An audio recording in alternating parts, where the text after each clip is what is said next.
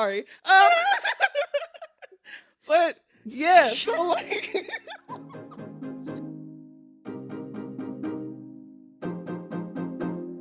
Why you gotta be trying to be doing me like that? And you calling, you texting, you want to Welcome. If you're new here, hi, my name is Alexis. I am your host, and this is Read the Room, where we talk about all things that make a life with transparency, wisdom, and authenticity and encouragement.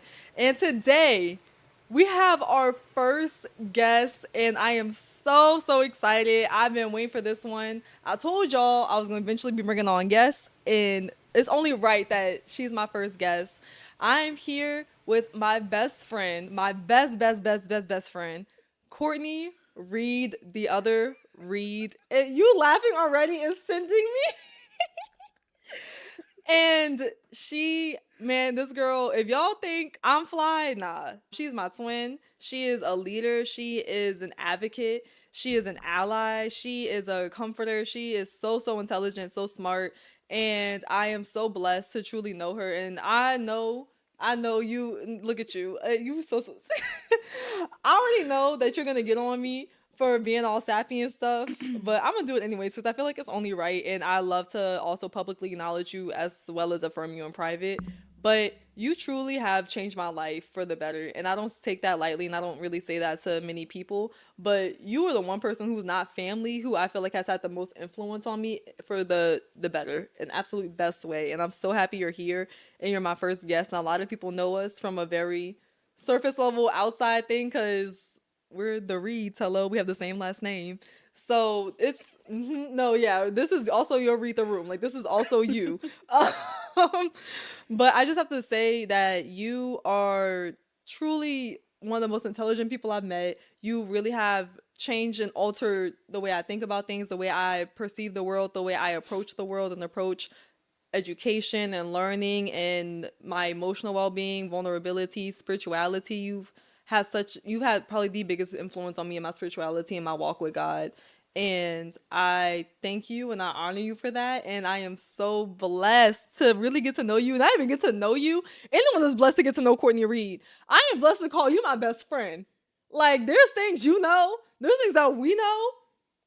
Nobody else, y'all may never know. And look, and that's just a perk. Hey, you just get it like that. You don't have Reed as your last name. Okay. So sorry. So thank you for being here with me. Thank you for being in my city. We are in New Orleans. She came to see me, y'all. It's her first time in my city, and it's been a time. So thank you for spending time with me, being in my home, allowing me to host you and take care of you, and for all that you do and all that you've done the last 5 years of our friendship. Even though I feel like I've known you for 5 is crazy. I feel like I've known you for 50, and sometimes I feel like I know you for 5 minutes every time I learn something new about you. So yeah, thank you. Anything else you want to say to the people that I missed? Because you wanted an informal introduction. So help. Anything? People that man, thank you for having me. Of course. I was just telling you how proud I am of you, for real. Like y'all, I don't think y'all understand like the technical work. If you're in the media world, maybe you do. But for those of us who have no clue in the world, me, there's a lot.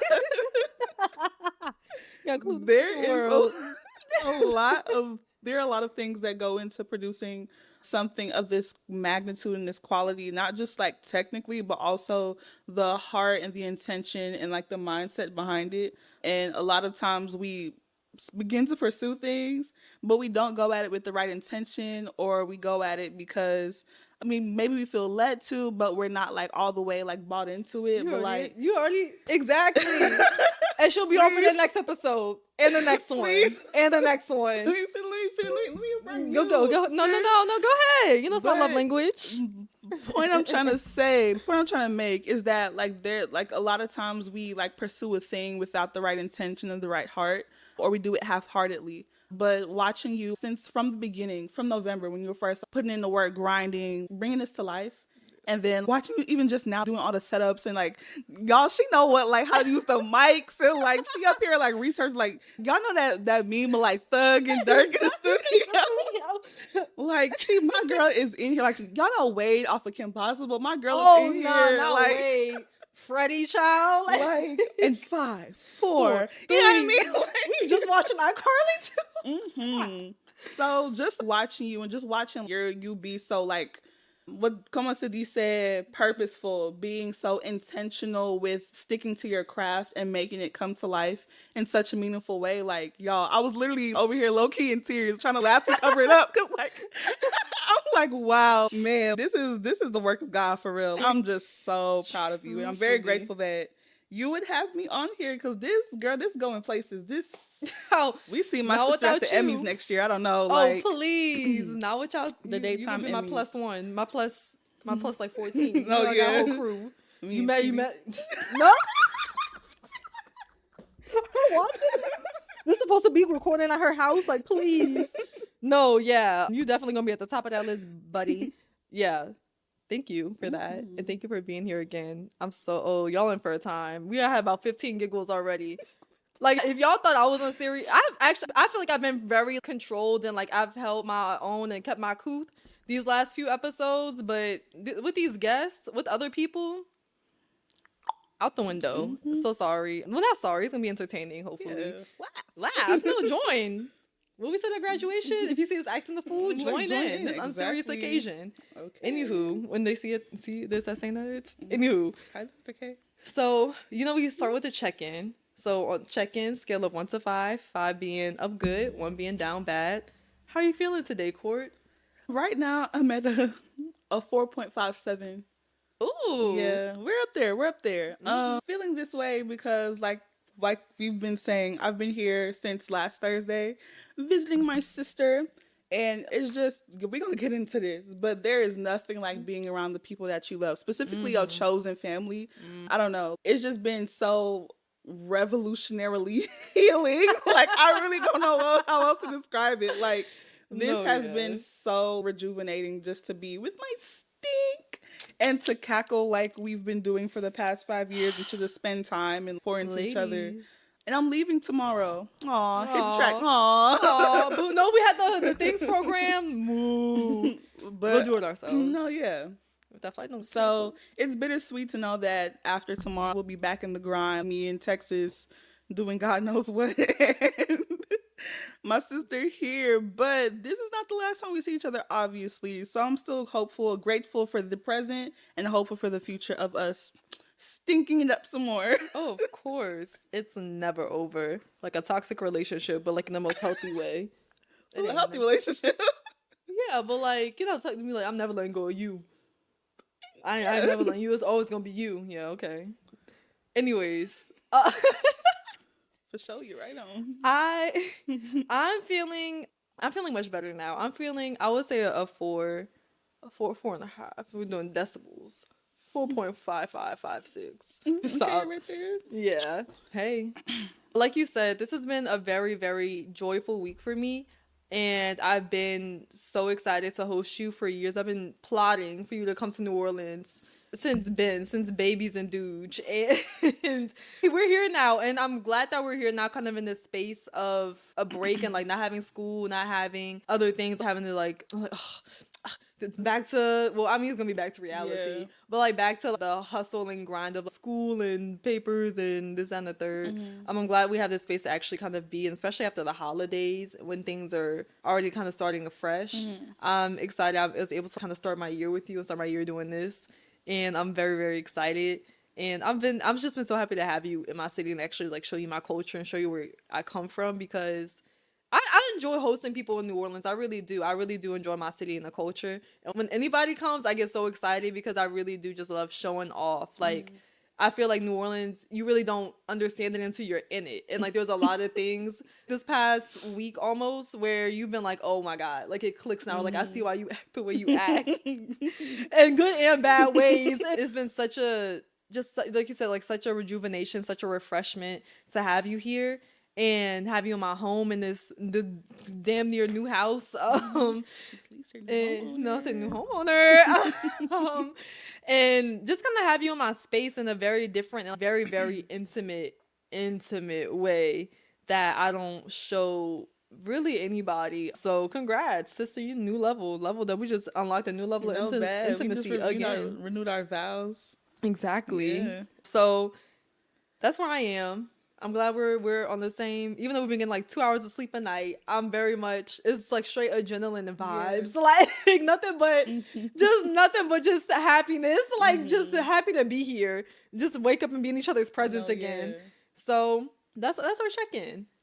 That's our check-in. How are y'all doing? And today me and Courtney could talk about so much. We could talk about, girl, we could talk about really anything. Cause we just, if y'all can see the voice messages we just send each other, and it goes into deep conversation.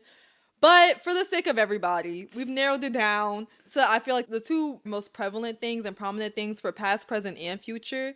I said this, I mean, I've been saying this since the start of the episode, but like we're in transition. We're post-grad. We just so happen to be going to grad school at the same time, but we're going to be in two completely different cities. You want to tell them where you're going? I will be going this fall 24. I will be going to Vanderbilt University, go Doors, the Peabody School, getting my Master's of Education in Learning, Diversity, and Urban Studies. Exactly. What's your concentration? Race and culture? My concentration will be race and culture. Exactly. Y'all see how we twins? No, yeah. So yeah, you're going to grad school in the fall. I'm going to grad school in the fall. The whole story, my story is her story, child. The reason why I'm going in the fall is the same. Maybe not the exact same, but like 80, like 9% the same. No, yeah. Like it was not no plan. Like it was not in the plan at all. Hey, look, if it's the will though, it's the will. So we are both very much in a similar phase of life. Like we're very much aligned in where we are right now. And I feel like it always ends up that way in a very interesting way. But with that, the importance of sisterhood and community, which is going to be the topic around today, and all the sub things that go into that, all the different avenues, all the ways it can be shown and seen, and that we've experienced it with each other, with our community, with our friend group, and how that may look literally like 7 months from now, which is kind of crazy. So it's gonna be so different. Yeah, that's what we're getting into today. So y'all are in for a treat. Even if you're not a sister, if you're a brother, if partner, you know what I mean? If you a homie, yeah. If you're a pookie, you know what I mean? Hey. A boots. Yeah, this can hopefully still resonate with you. But I think it's also important to just have the emphasis of like Black woman and sisterhood. I mean, look at us. I first want to preface with everything we're going to talk about, but especially with sisterhood, is a baseline of love. And not just, oh, Pookie, I love you, stink, brunch and vibes and brunch, girls trip type of love. But true, gut-wrenching, heart-bearing, soul-opening love of actually knowing each other in emotional, spiritual, mental, intimate capacities in ways that only love can see, like really only love can shine the light on. That's the baseline. Everything we're going to be talking about is really going to be building off of that and going into the whole theme of love and all the things that also you need to have: love, accountability, growth, vulnerability, community, all the other pillars that make up love and that what true love is. Hey, 1 Corinthians 13, which if you know what 1 Corinthians 13 is, it's my favorite Bible verse. Love is patient, love is kind. Oh, girl. Love is patient, love is kind, love is not keep wrongdoing of others. That one, that's like me, just very, very short summary. If you do all these other things but you don't love, then what's the point of it? Yeah, that one. Again, I'm very much like, I'm paraphrasing real bad right now. The Reed translation. I say the Reed Passion Translation. Yeah. If I love you and you love me, then let's love. Okay. What Barney say? Yeah. But what Barney say? I love you, you love me. Oh, Barney. Girl, I thought you were talking about Bernie Sanders. I said... Oh. You're so silly.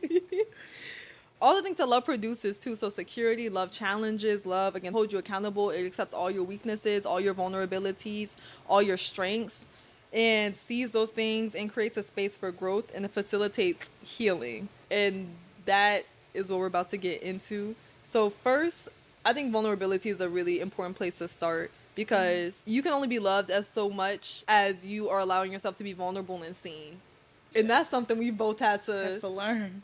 Yeah. Yeah. It's a big learning curve for us. And still learning. Yeah, for sure. Because we talk about this in so many words, but to be fully known is to be fully loved. Like you can't be fully loved until you're fully known. So what that looks like in baseline situations is if I claim to love you, like I can love like, oh, you know how people like, oh, I love you, you're so this and that, but like, Love so, you. no, yeah, Illy. bad.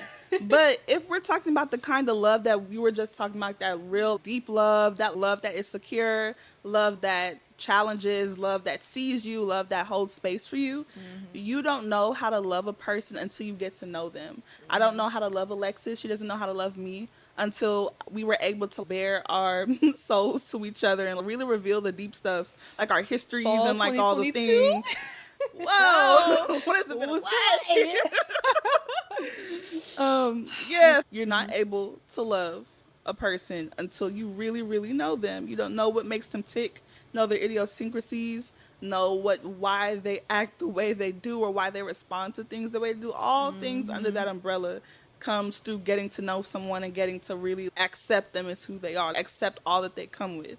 Also, when we talk about love is the willingness to extend, like my love is my willingness to extend myself to the entire purpose of making sure that you are spiritually secure. And when we talk about spiritually, it's not necessarily within the Christian context, even though we believe in God. It's more so making sure you're secure in your mind and secure in your Mind, body, heart, your spirit. will, your emotions, things like that. So it's me extending myself for the purpose of nurturing your spiritual growth and your spiritual safety. So everything that I see. No, you see? Oh, this is so bad. Oh my God. Well, I have to come to Vanderbilt once a month No, to do hello. something like, Me at ASU. yeah. Sorry. Yeah. So yeah, that's what I mean when I say I love Alexa. When she says she loves me, like when we say I love my friends and my family, like that's specifically what I'm talking about. Like wanting to see you be well inwardly Yeah. and the effects of that. Yeah. Talking about security, I think it's very, very important. And this is what kind of clicked in my mind.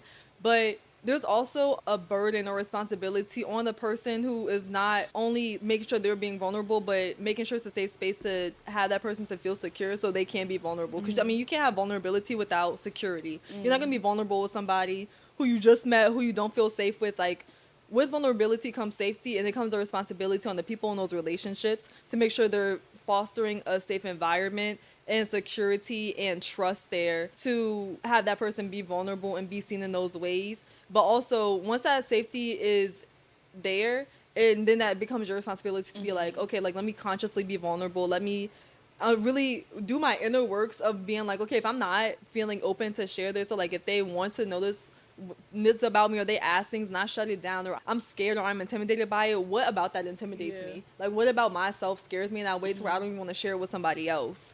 And I think that's where it becomes a balance, or that's where it starts intertwining of like security, accountability, and vulnerability. Because there's been times, I know in our relationship, and this was like a few years ago, where I told you, I literally was like, there's things I ask about and you shut it down. Or I ask them and you're like, oh, like another time, and it never gets back around to that time. And I'm like, why is that? Like, what do you need to feel safe? Or what's missing there? Is like, if that's something you're still unworking, or you're just not there even within yourself, cool. But I felt like there was, it allowed me not to be able to see you in ways I felt like I needed to be there for you as a friend, or like be there better. And that's hard. Like, that's really, really hard to like, one, recognize and also bring up without sounding like you're badgering people. And then on top of that, to also be like, okay, well, if I'm asking this of them, am I also reciprocating it? Like, am I going to be able to allow this to reflect in myself too?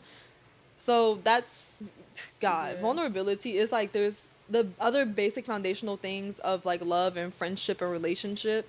That's really what builds up vulnerability, because everyone's like, oh, trust is like the foundation of relationship, but like, it is like, you can't have security, vulnerability, accountability without trust. If I don't trust you and you're trying to hold me accountable, girl, I don't give a like, okay, what's that? That's not doing nothing for that me. intervention you talking about. Like, No, like, I'm not, girl, anyways, like, okay, like that doesn't like, that does nothing for me. But like, if I respect you, I trust you, and you try to hold me accountable, if you're trying to foster a safe space, if you're trying to show me love or speak life into me or whatever, I'm gonna be more inclined to have that stirred up feeling to receive that. So I think that's important to talk about. I love that you talked about having that stirred up feelings. I think that's spirits like communicating. You know what I mean? Our inward beings seeing each other, and even if like mentally up here we're like, I don't know about all that, but like, Maybe not, but more so it's something deep within you that's like, oh, what they're saying is what I actually need. Like what Oh, yeah. that's the food that my spirit needs to live. You know what I mean? So I love that you talked about, because remember the first episode you were like your lens is spirituality and your faith. Oh, yeah. Oh, my lens is that's my first lens. I'm so That's- sorry. yeah. But like, Yeah, I was gonna- primary No, lens. yeah. I was gonna say that's the Holy Spirit communicating. You know what I Yeah. mean? Like that is definitely God poking. That's God moving, even when we in our own beings, our own minds. I'm not worried about all Calling you that. deeper. Calling Yeah, out the it's shallow. pulling you in, drawing you into the overwhelming or overarching unfolding of His love, because Yeah. that's what we're sharing. Oh, yeah. Between each other, with our friends or family, whoever is His love, that's just trickling down. Yeah. So yeah, I really love that you talked about that, and I also want to emphasize the fact that it's not just about creating a safe space for your people to be vulnerable. It's your responsibility to be vulnerable. Because like Alexis said, there were times where she was like, oh, what about this? What happened here? Yada yada. And I'm like, halt. You know what I mean? Like, Be in the middle of pump comment. your brakes. You got a little bit too much dip on your chip, No. girl. Like, yeah. I gotta explain myself to no. you. Like, hello? Because at the time, it was you. Alexis was definitely the one between us, the first one between us, who would be more forthcoming with deeper things, with things below the surface and things that a lot of people didn't know.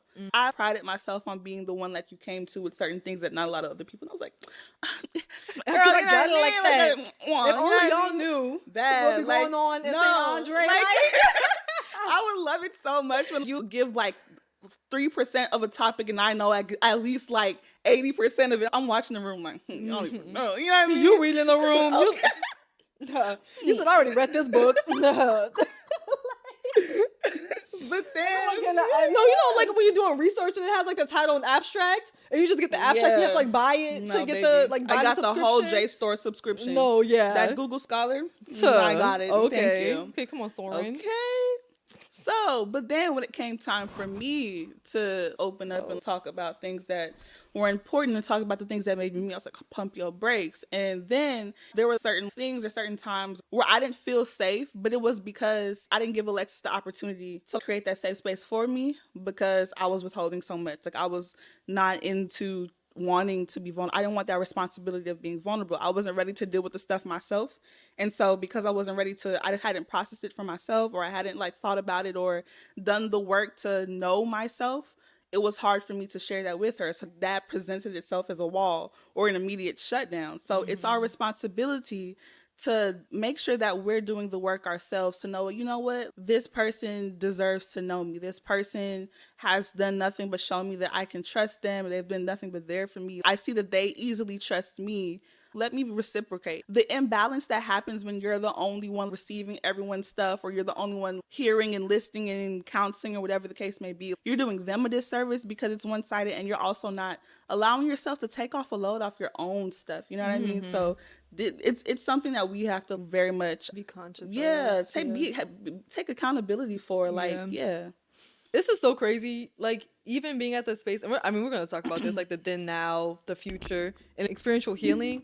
But it's just so amazing to me to be able to get to this point where you can acknowledge that, and more openly talk about it, accept that's where you were at the time, and reflect on it more so than it being like, okay, that's how I am. Because I think a lot of the times people accept that disposition, or them feeling unsafe for not wanting to open up, as being like, oh, that's just I am. I've always been a closed-in person. I've always been an introvert. I've always been, only two people know me for real. That's my mama and my brother. Like, okay, that's not how things are supposed to be. Like, that's not, one, it's unhealthy to just have the same people to put those burdens on, and two, it stunts your growth and it stunts your experiences as a human and what we're supposed to be doing. Like, on a basic level, we're meant to be in community. We're communal beings, and we're meant to interact and have experiences. And I think a lot of the time what intimidates us about that is what it can turn into, or what the end game can be, like the rejection, the hurt, the pain, the bitterness, the betrayal, whatever it may be. But like, that's just the risk you run, just being human. Like, that's the risk it is to actually open yourself up to people and trust, and all the things that are very scary and intimidating.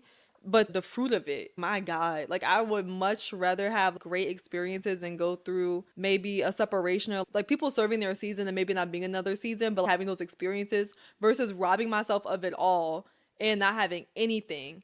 And when you were talking about the difference between us, or you would know things about me, and it was almost like a pride thing of, oh, nobody else knows this about her. I was the first to initiate. Something that we always talk about, and it's just so funny to me, is knowing you, like first meeting you, it's like I knew for us, it was like, oh, this is going to be like, this is my bestie. Because it was too good. It was just too good. I didn't want to say it, but yeah, I was thinking it. And for me, it was always a certainty of, oh yeah, Courtney, that's my bro. Like, I can't wait till we get deeper. I can't wait till we actually can lead together. We get to do all these things together because we were involved in the same things. We lived on the same floor. She lived across the hall from me. We were interested in the same things, and we were in the same classes. Like, we have the same last name. That's real. I could start and end there. We got the same last name. Now what? And I just always knew, oh, like this is going to be something that lasts much longer than my freshman year, like this little temporary friendship. Like, you're going to be in my pocket. And for you, you had to like build that up a lot. And given, I know why, because I was very much, where I am now, I was showing my ass freshman year, and I was not worried about no love. And I was worried about like love and security and relationship, like in the much more shallow sense, and like I've experienced it now. And for you, I had to kind of not prove myself, but I kind of had to show I was worth keeping around almost. Like I was auditioning. No, I was there tap dancing and stuff. And like, I completely understand though, because again, from the way I was acting freshman year, 40 birds. Like what? Like I just. If you want to party, I can bring 40. So for me, there was always the security I felt kind of with you, where it's like, I knew you would be around, and I knew that was something from God, because you grew me in the ways where I feel like I wasn't able to kind of grow you until later on. Like, you initially grew me in ways freshman year where in things I did not have. And it took us being more closely in relationship for me to like kind of rub off on you with certain things.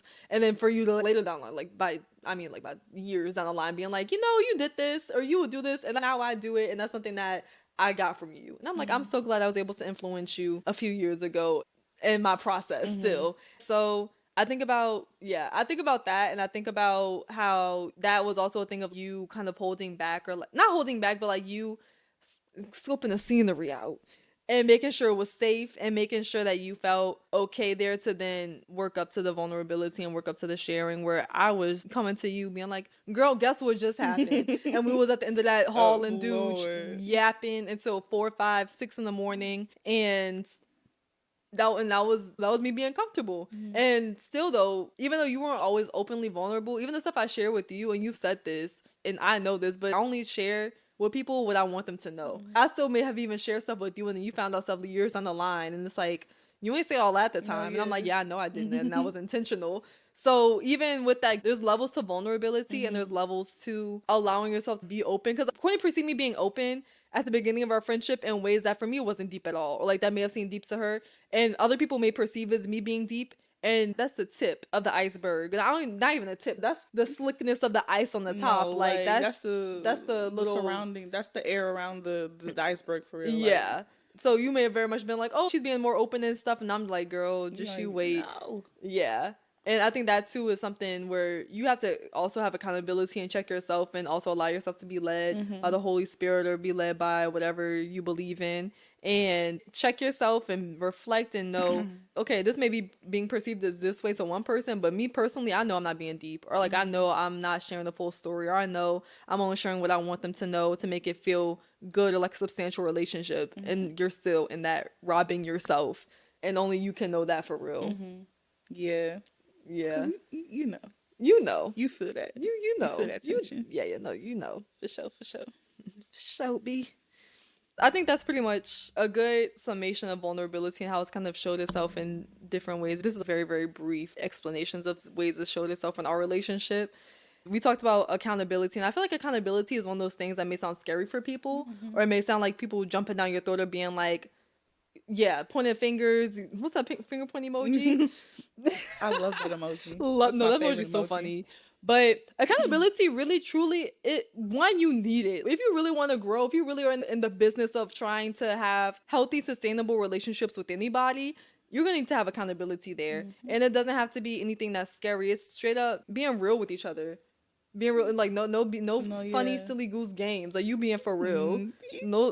No Not senseless playing. games. Accountability is part of a healthy relationship and sisterhood.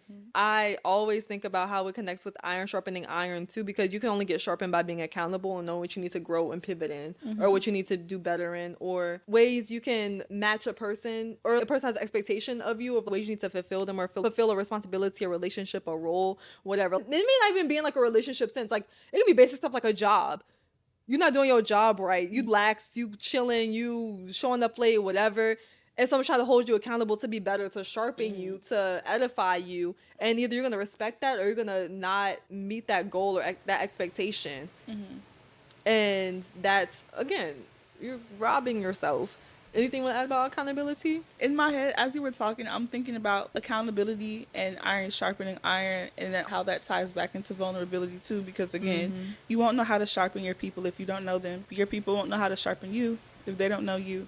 You briefly touched on how at the beginning of our friendship, there was an imbalance on the sharpening. How I was doing a lot of the heavy lifting with that in that aspect, and it wasn't until you had gone through your process and we had kind of worked our way forward in the friendship where you were able to rub off on me, or specifically not necessarily just rub off on me, but targetedly sharpen me. But that didn't come till you knew me.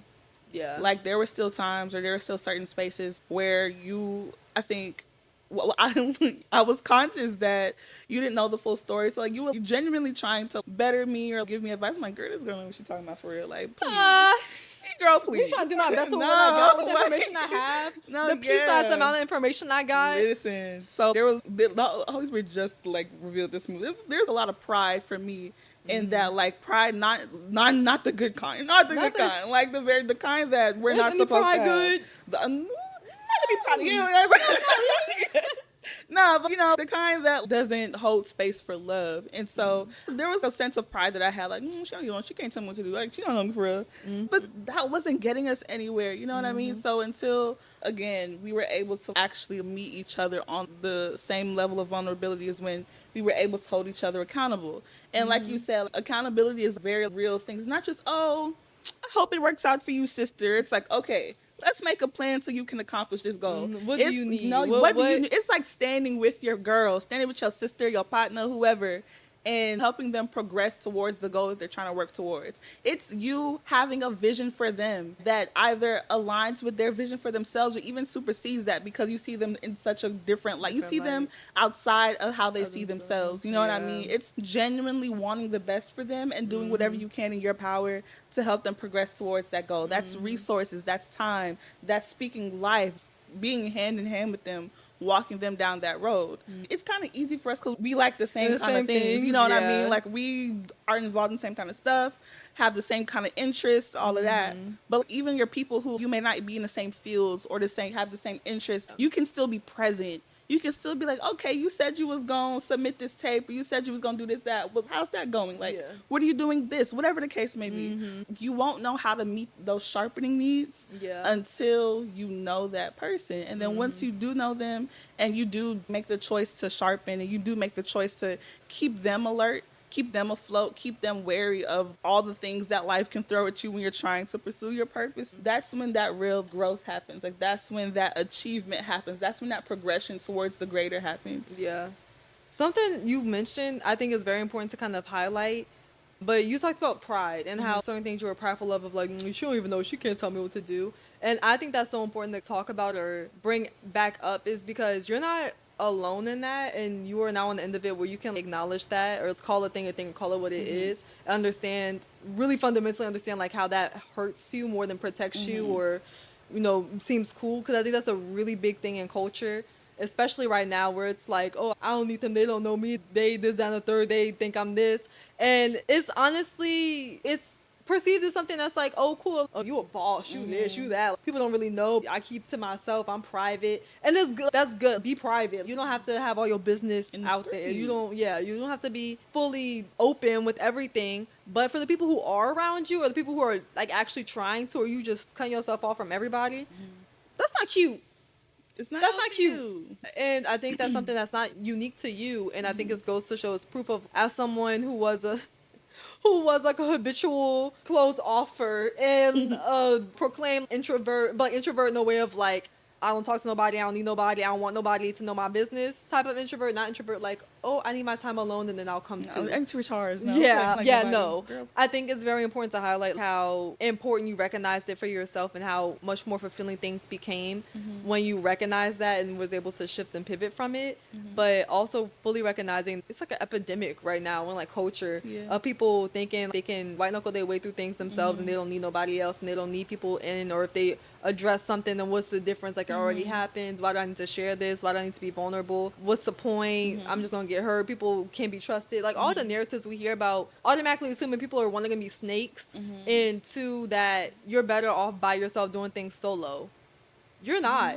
Like, you're not. I think about how strong of a leader you were coming into college and how strong of a leader I was coming into college, and how much better things were when we came together. And like, we led things together, we initiated things together, we put our brain together, even though it's already 90% the same brain. 4 brain cells working hard. As they Hard. Can, It's leg day, arm day, everything day for them. Strong, just muscles building. I hate that narrative so much because we need community and we need people. We need friends. And not everyone has to be your best friend. Just because you open up to somebody don't mean everybody else has to know your business too. Like, you have a solid group of people who can hold you accountable and who can see you. Because if you're not allowing anybody else to see you or actually elevate you, then you're never going to reach your full potential, like the purpose or what you could do. Like, with everything you can do by yourself, quadruple it. That's what you can do with community. That's what you can do with the right people by your side, aligned with you and your purpose and propelling you. And who may not even be in the same fields. Because again, like you said, it's easy for us because we're in the same fields, in the same line of work, in the same interests, passions, all the things. But you can very much like support friends or support people who are doing things you have no idea about. Like, I have friends who are in fields. Baby, I ain't got no. I'm rooting for you. I'm gonna hold you accountable in the best way I can. I'm gonna support you in the best ways I know how. I am not about to sit here and quiz you on anatomy and tell you if you're right or wrong or not. I don't know if you're right or wrong or not. You give me the flashcards, I'll read you the other side. I cannot contribute nothing to that conversation, though, that's going to grow you. Word. I am so sorry. But I think that's just so important, is the pride factor of that, and having to first acknowledge that you have a pride there. And work on challenging that and busting those walls down, because that will hinder you. That's a defunding that pride for real. Defunding abolishing pride. Okay. I think that's an important thing that I know a lot of people are not alone in, or think it's cool. And I think that's a big thing, especially for. Don't want to go there? Yeah, let's go there. Help. I think Let's TP. Let's TP. TP is our code word for when something really deeper, like important happens, or we need to go there. Meet me in the TP. Gonna meet me in the TP. But I think that's something that's especially indoctrinated for men, and especially for black men, or like black people being independent and hyper independent, because there's such a lack of trust really in systems and other people and other races, and really in our own families. Yeah. Like, there's just so much that is in our culture, or things that we're literally socialized to believe that's literally in society and that's talked about in ways where we are just always skeptical, I feel like, or we're always hyper independent, especially with black women. Yeah. Lord. And it comes to thing of like, oh, well, like, yeah, like, I'm like that, like, priding ourselves on it. It's like, oh yeah, I'm this, I'm that, I'm closed off, I'm secretive, I cut off people, I'm cutthroat, I'm this and the third. That's not it. And growing up, even I had that idea of like, damn, that's so cool to be like, not even nonchalant, but like be hard up. Yeah, and being hard like that's body. like for me, I'm like, oh, that's a boss. Like, so you don't play, you get down, you get down to Strict. you very strict, like you borderline, like almost bitchy, like you a little rude, you a little cunty. And now realizing like that's not cute.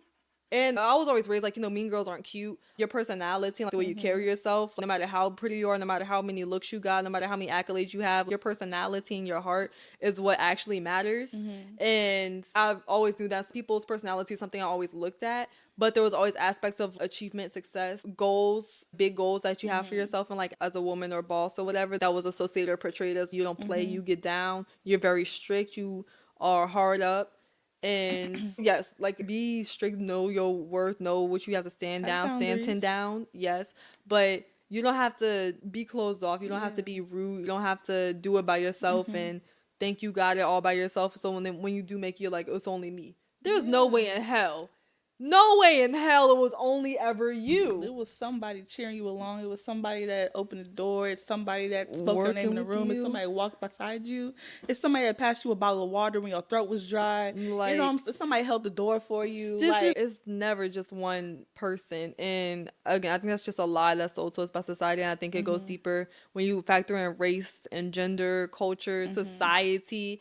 Like, I'm not about to get into men and how I just really like seeing brotherhood and seeing men did men and seeing men who support each other and who break down those walls of doing it by ourselves, or I'm him and I get to the bag, I get to the money, and I get it by my own. I'm this and the third. Nobody ever believed in me. That's not cute. Seeing brotherhood, true brotherhood, and seeing men being able to like share and be vulnerable with each other, cry with each other, support each other, show up for each other. That's beautiful. Yeah. I love seeing that. I love that.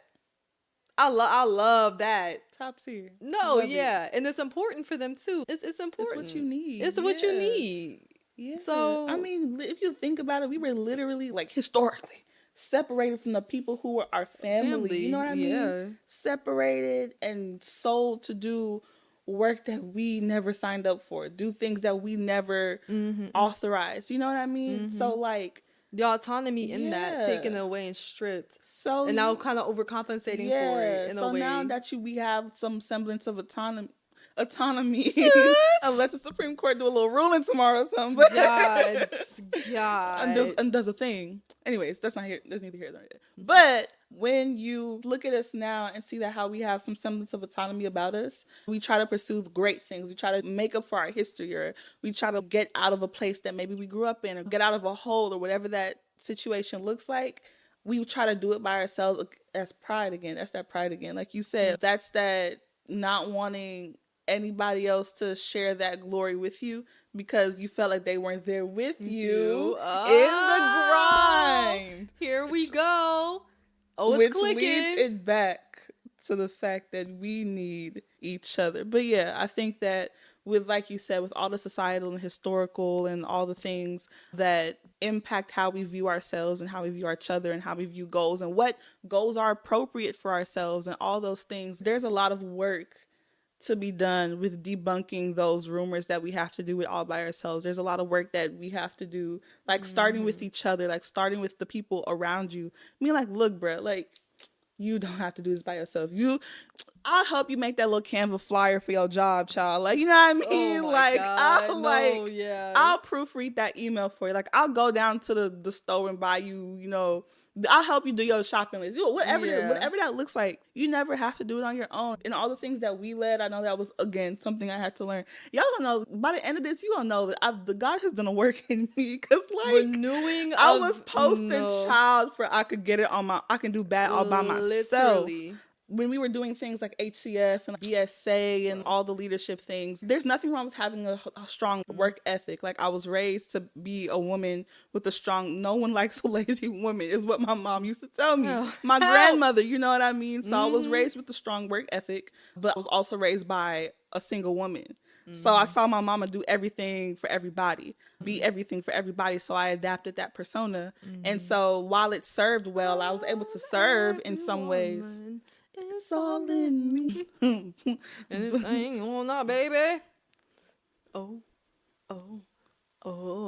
Yeah. Really sorry. But that's how this pea brain we share. But yeah, so like when it came to actually serving and leading things, yeah, serving is great, but also like there's just some things that I wasn't able to do. There's some things that I will try to muscle through, try to do everybody's job, try to be everything at every place all at once. Like, Court, like, do you need help? Oh, no, I got it. And I'm up till 5 a.m. trying to do the same thing I could have given to somebody else who asked if they could help me. It's like, there's no point in struggling. Like, I'm just thinking about all the time I could have gotten back, all the hours I could have rested, the meals I could have eaten.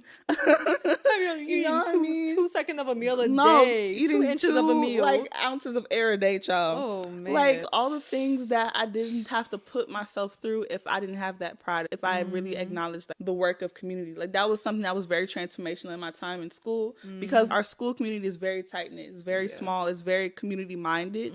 And so being in the place where we went to school, they kind of didn't give us an option. There was no option to be by yourself, to do it alone. And every class, every whatever you were involved in, there was a team with you. You were assigned teams. You were assigned advisors. You were assigned people who walk with you in that. So They would having pursue you. yeah, Like, they you would couldn't like really duck and hide. you For could real. not hide. You People Can I escape? Can I get out? No, Mama. like there was no getting away. So like having understanding that wasn't a burden, that was actually a very much a tool, a resource, a help. What comes to mind is, I'm so sorry, this is gonna turn into a Bible study. I'm so sorry, but what comes to mind is when Moses was parting the Red Sea, and Okay. like there's this part in Exodus where like, oh no, it was Aaron, Moses' brother. It was Aaron. He was holding up his staff because he was like, it was another. Oh, because he like, was party. tired. Yeah, he was tired. Yes. And they had people around him Holding up their his arms. Yes. Yeah, I think about that. I'm sorry, I didn't want this to turn into a Bible study, But like, but it's relevant. Yeah, There's so much there's so much to be said. I think about it too, and I think it's very interesting to look about it from this perspective. I think I mentioned this in episode 2 when I was like reflecting on 2023.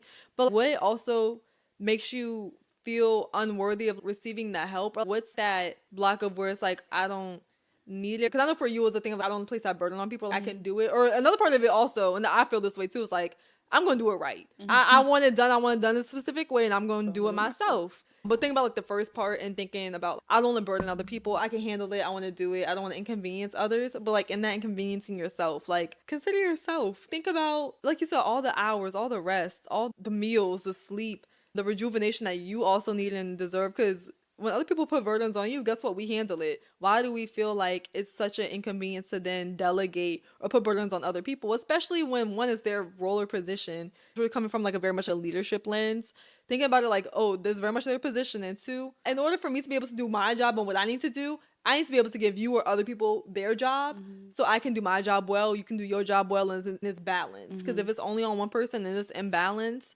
it's still not going to run the way you want it to run. And that's, we can talk about leadership and roles and all of that for days. Okay, I want to go back to the mother things. I want to say it right. Okay. It was Moses who was holding up his staff. I'm skimming it now, like I'm seeing the context. Yeah. So basically, this is while Moses was leading the people of Israel to freedom. Boom. To freedom. And so Amalek was like a tribe back in the olden days. Right. Came to fight the people of Israel. So God instructed Moses to hold up his staff.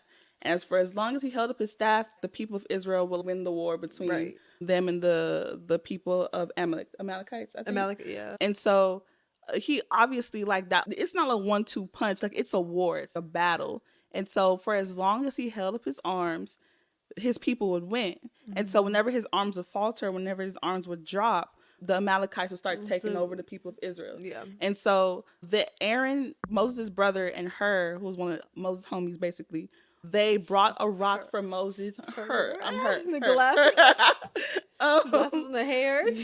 Please. Aaron and Hur like brought a rock for Moses to sit on, right? Yes. So he wouldn't get tired. So when he did get tired, he had something to lean on, right? While he was still doing his job of holding up the staff. And then when his arms got tired, because imagine like when you working out, like at some point, your arm's going to drop. So imagine holding up a staff for as long as a battle or as long as a war and wanting the greater good for your people. So the people in your community, your people, your brothers, the people closest to you coming and supporting you, literally hold up his arms so that the Amalekites would not take over the people of Israel, and the people of Israel won that battle because of Moses' obedience and because of his community. Exactly. Helping him, holding him up when he was weak, providing a support system. Like, I think about this too in the metaphorical sense of like, it may not be actual war or people, but you know, you're actually fighting others. But what could be coming against you where you don't have to fight it alone? Something about like anxiety, depression, emotional things. You're going through a hard time. Grief, life is loss. life. And like what may be coming against you, or if you allow other people to sit there and actually hold you up and support you, what could you conquer and not have to do it at least by yourself?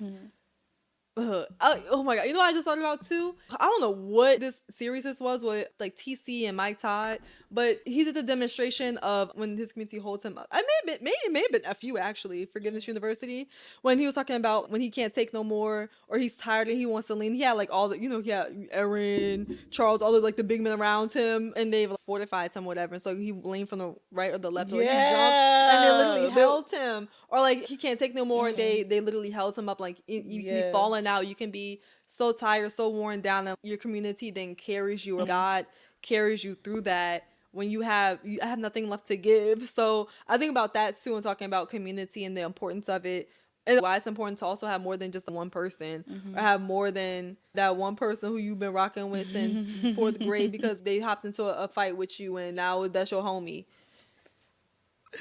Okay, like that. I just And I said, okay. no, like think about just real people who are with you in life and the importance of it when you really need them. Like I have nothing left to give. I have what you told me that time. I have nothing left, Alexis. I have tears in my eyes. I have nothing left to give. I am at my limit. So yeah, I think about that too, and think about community and the things that we're gonna battle in life that it's inevitable we're gonna go through. And how much easier it is. And I think oh my God. It's just so much to connect to. But I think about like this past year, like I think about 2023 and all the grief, the loss, the pain, the transition, the anxiety, just all the stuff that we faced in 2023. And think about me like facing very similar things in 2020. And because of the community I have now, how it still was challenging, but it went so much smoother. It was so much more. It didn't overwhelm you. Yeah, it was not overwhelmed. It did not overcome me at all the way it did in 2020 and 2021. Literally very, very similar things. And because of the community I had, because of the vulnerability I now felt and was comfortable with sharing, how much easier it was to go through those things. It did not overtake me. It passed. Like it literally passed through. Like I passed through it. I know it's a similar thing with you and other people too, talking about it with Maddie and other people, but going through stuff and handling it differently just because of the different space you are in life and the different people you have, and allowing yourself to actually rely on those people now and not being ignorant anymore of like, I don't have to do this alone. Yeah. Because I don't think I really recognized that in 2020 and 2021. I felt like they don't know me well enough. I'm still not known in the ways I want to be known, to be able to rely on them. So I'm going to still deal with it myself. And that's not healthy. Yeah. That's the whole. We're bringing a part 2 for that. That's like, a whole different thing. Yeah, it's just the way we were designed. It's the way. It's how it was meant to be. It was the intention. We were never meant to walk this life alone, and we were never meant to walk this life without people who wouldn't support us and carry us through. Right. Just taking an evaluation of where we're going, as far as our futures, what we're Girl, meant where you to going? do. Girl, where you going? Where we're going, what we're meant to do, what things we're meant to build and uphold and establish, and all of those things. Not just vocationally, but also personally, like the familial things, like starting the traditions. And we always talk about, our little getaway trips and our retreats with our friend group and all of that. How do we get to that point if we're not now putting in the work? It doesn't just happen. Yeah, like it doesn't just conjure up. Yeah, like it's active steps you have to take. And it's progressive. And it's a journey. It's very much a journey. Oh, for sure. Being in college, you kind of meet people instantaneously just because that's what college is. Even for people who are not in college, for people who are navigating life outside the 4 walls of college, not the boundaries of college where it's somebody in your face every 5 seconds. There's a risk, but there's a reward in getting out there and just being in a space. No one is asking you to be out your body, or no one's asking you to be someone that you're not. But all that we're, I guess, trying to encourage you to do is to take a risk and seeing what's out there as far as people, seeing what's out there, seeing what love is out there for you. There is so much love to be had, so much love to be found, so much love to be shared between each other. You would be you'd be shocked. Doing yourself a disservice to not go out and find that for yourself and build off of that.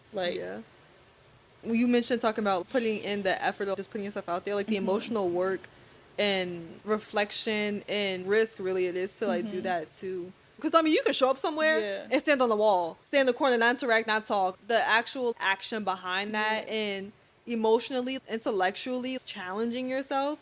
And even if it's something small, you know what? Today, I'm going to go to that event and I'm going to speak to one person. I'm going to greet one person. And that's who I'm going to stick beside. And that could just blossom. Like I think about our friendship too. Like it was just us for like the first like year and a half of college, and then we grew. It literally grew to a whole friend group because of like the community that you initiated for my 20th birthday, my 20th birthday surprise. Oh yeah, that fades in and out of memory from time to time. Oh, I think about that often. Like that was just that for me. I was like, oh wow, I got the right people around me. Like, that was just crazy, but thinking about how things can really blossom though from like just one connection. Like it may just take that one step and it can be exposed to so much. Like I think about people who I had one friendship with, one relationship with, and how other many people I met adjacent to them. And now we all cool. Yeah. We all friends. We all yeah, literally all pookies. So that's a whole, I'm not about to get too deep into that because that's like a testimony in and of itself, how we all came together as friends. Okay, reeling it back in. Those were like about 15 different side notes. Rabbit holes. No, yeah. What we do best for real. No, naturally. I got my major in yapping. My minor in communication. Thinking about iron sharpening iron. We did a Bible study on this a couple years ago, and this is still one of my favorites because one, it was just so relevant for the time. It's one of those things, as long as I'm in a relationship, at least with you, I know that's going to be something that's going to be relevant, is iron sharpening iron, because you truly sharpened me, and I didn't, like you said, I didn't really sharpen you at first because I kind of had to grow a little bit more. But when I did get to that point, because I actually was sharpened by you, shling, shling, shling. God, what a good work. And not even like, oh, I'm doing this and now you're doing this, but like literally the Holy Spirit coming and talking to us, visiting with us separately, and us coming together and confirming things with each other, being like, I was going to come to you and talk about the same exact thing today. I was thinking the same exact thing last night. I was literally just texting you. I had this written down in my notes to tell you, like, to this day, over this trip. No, like literally. It's really, really, really, really so crazy. The alignment over it, and the alignment of iron sharpening iron, and allowing ourselves to be used by each other and listening and being obedient in that. Yeah. It's so crazy because the fact that I'm doing this right now is the iron sharpening the iron. You know what I mean? No, literally. Like, it's literally me being pulled into obedience and me being... yeah. I've been... almost harassed into obedience.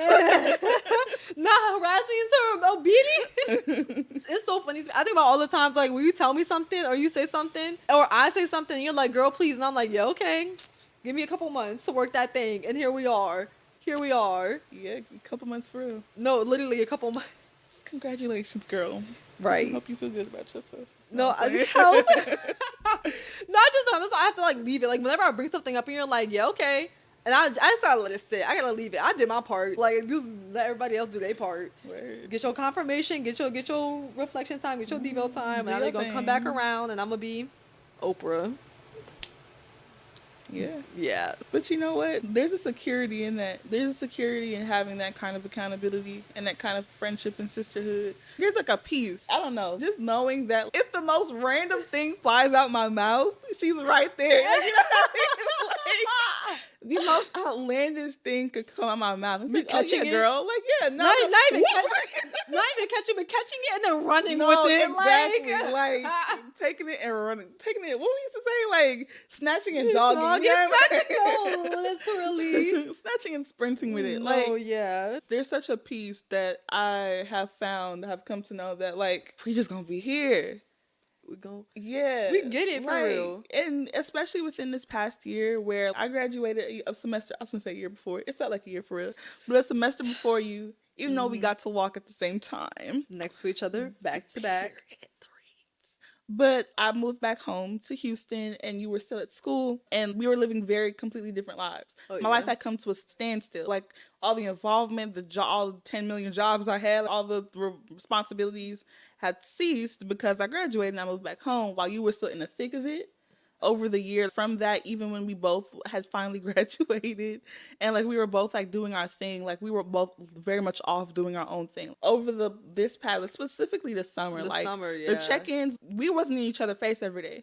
And the check-ins like were a little bit more sporadic, like it wasn't like more vague, which is why it was so crazy when we ended up being at the same exact place for grad school because we really didn't talk about it. We didn't talk about grad school. We didn't talk about your process and my process. We just one day it was just kind of like updates every like few weeks. It was just like, oh, like you submitted your application? Yeah. Any word back? No, Did you accept it? Like, financial aid? No, it was very basic things. It wasn't no like, and what did you say and how the paper going? No. And how was the meet? Like it wasn't nearly as detailed as it had been before and that it could have been. And so when it ended up being August and we was like doing the same exact thing. Like, no, literally. It was like when you leave and it's like, girl, I'm not leaving. No, and it's like, oh, no, literally. Yeah, there was definitely a comfort in that because, I don't know, the reality of not being able to go and do what we wanted right then, like go start grad school right when we wanted, that hurt That was very much hard. That was something that we both had our own individual processes of reconciling with and having to adapt that into like our mind. Like, okay, I'm not getting ready to go anywhere anytime soon. Like I have to very much sit here, establish myself here for the next year and all the things that came with that. But knowing that somewhere in that, my sister is across the river doing down in the bayou doing the same thing. Even you visiting, you never gonna leave it. Sorry. Yeah, like doing the same things. There are very specific alignments. Like even you saying something to me, like the way I was just about to say that. Like you just said, I don't know, for very important things, like things about our faith or goals or like the things that really mean the most to us. Like being on the same page, I found so much peace and I feel like I can breathe. Because I don't know, trying to walk in your purpose is a very difficult thing. Like we hear, walk in your purpose, go get it. Baby, that's hard. That is not an hard easy and feat. Scary and intimidating and unknown and uncertain. It's a lot. And so knowing that whether we're in different stages and that's why everyone doesn't do it, because it is hard. So just knowing that I found such a peace. Like I literally thank God for the peace that comes with this, because I don't have to put on airs. I don't have to have it all together. I don't have to know all the answers. Again, God is working this pride thing out of me slowly but surely, but I very much pride myself on knowing everything. If you will, 5 through and through. No bad. Like if you will not know if I don't know something. Like for me, this past year I've been doing and like that's been so liberating to me, because like I don't know. I really do not. I don't have the answers for you, Stink.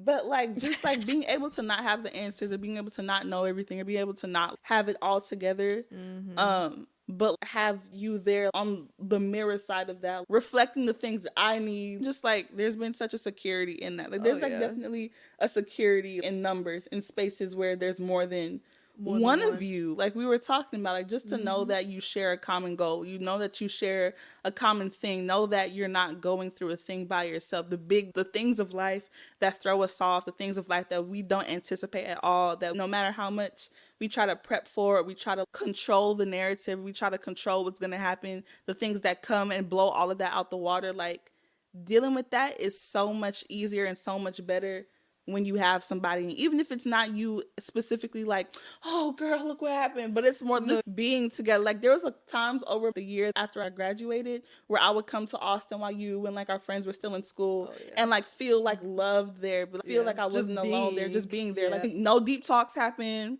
No sit down, just cackling, bro. No, just cackling and crumble. Like insomnia is showing our behind, bro. Like just literally just being in those spaces. Like not everything has to be deep. When we say all this, it doesn't mean every conversation has to be intellectual. Everything has to be super deep. It's literally coming over and just goofing around skits and like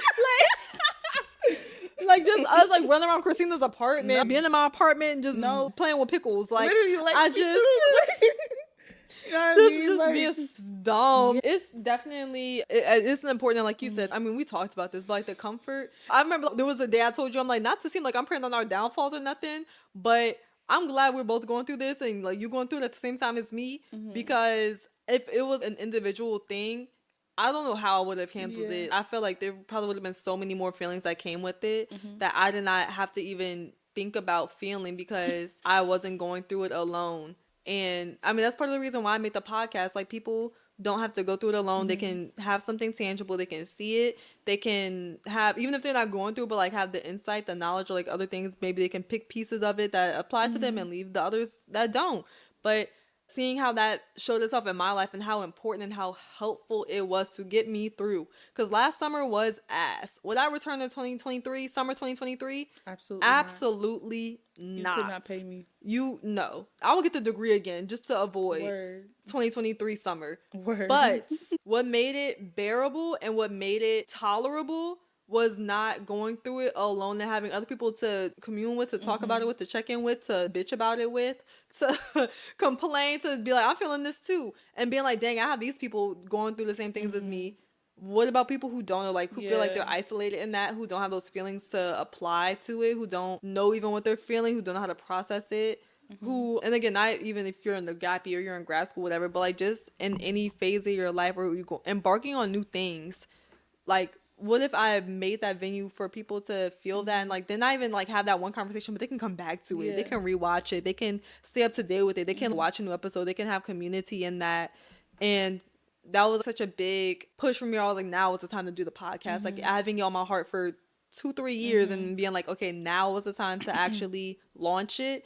I don't regret doing it at the time that I'm doing it, because I feel like it hits different and it's much more relevant now than it would have been on the topics I planned on doing it back in 2021. And it all goes back to truly like community and wanting to establish sisterhood, or not siblinghood, with whoever watches it. Partnerhood. Homiehood. No. Yeah, everything you said, it's so relevant, and I know how important it was for us going through things in a very, very similar way, but people who may not be going through it in the exact same way, but it's the same essence. It's transition, it's something new, it's something you're embarking on, it's something you're pursuing, it's purpose. And like you said, those aren't easy things to do, and those are things that sound good, and I think everyone knows they have a purpose. Everyone knows like what they want to do, but it's the intimidation, it's the hard work that goes into it, it's the what it could look like that keeps people in complacency or comfortable to where they are, because it's easier and it's certain and it's consistent, and you can challenge yourself in ways that may not actually be edifying to you or what you're supposed to be doing, the purpose you're supposed to be embarking on. That's why you stay in places where you may have outgrown or you don't necessarily need anymore, that aren't truly what you want to be doing. Like, even though this is hard, I want to do it. Like, I like doing it. And some people know that it's going to be hard and they just aren't there. And that's okay. Like, I feel like it gets to the point where you arrive at that point. Like, go at your own speed. But it's so much more helpful doing it with that like community. It makes it a little bit less scary. Yeah. Again, we were never created to do this life alone. Yeah. I think if I didn't have my community, like y'all, the people who I knew supporting me, I probably wouldn't have launched this. Because I think about like the people, like I know I have people who are in my corner. Imagine people who don't and they're trying to do something, or they not even don't. They're people going against them. Yeah. Like people who are like that's stupid. Like, that's not. Them. Yes. And they still do it now. I have a huge respect for people like that, because I have plenty of support. But if I had all naysayers and no support, would I go and post an episode every week or every 2 weeks? Probably. Would I have launched it on my main page too? Probably not. You really have to like bet on yourself with that too. Like you have to have that like it's a whole new level of confidence you have to have when you have people telling you that's actively that's stupid. Your own family and like friends telling you that's stupid, that's not right, that's not gonna do anything, it's not gonna change anything. Now that's different, because I have nothing but love and support. And I knew I was going to have people hyping me up in them comments every time. And if I didn't, I can imagine how things would have turned out. It's a good thing we don't have to, child. No, it's a good thing I don't have to know. Yeah, that's but maybe blessing. For people who do. For people who do, like, one, keep going. Like, hear that earnestly. Like, keep going. Because we're rooting for you, Stink. We want you. If you have it on your mind, it's not stupid. Like, if you truly believe. Now, if it's something actually, like, if it's outlandish, or not even outlandish, but more so like if you're pursuing something that you feel innately, like internally, that it's not for you, but it may be a quick way to get money, or it's like instantly gratifying, like let's maybe take a beat and reevaluate. But like for a thing that you know was put on your heart and put in your sight, pursue, to create, to do, to build, to establish, or to trailblaze, whatever the case may be, it's worth it. It's worth it. It's gonna be a lot of hard work, because there's nothing of great magnitude that happens without hard work and without sacrifice. But on the other side of that is the reward of knowing that you did what you were called to do, what you were assigned to do. So like and one key, even if you're by yourself and pursuing your thing, by yourself for now, because people are gonna come around. I was gonna say, I was about to say that. I was literally about to say, because as you keep pursuing what you're meant